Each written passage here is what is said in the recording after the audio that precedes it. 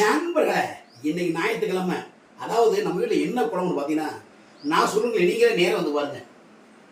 வாங்க நண்பர்களே, பார்த்துருவோமா? டடடான் டடடான்.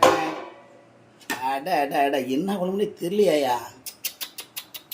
இங்கே பாருங்க, மீன் குழம்பா? ஆஹா, இங்கே வரைய மீன் குழம்பு. மண்டையை பாருங்க நண்பர்களே.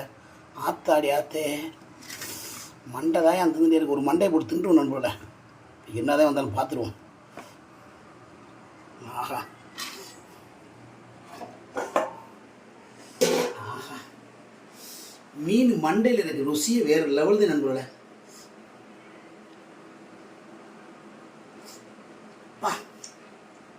சுட்டு பசுது.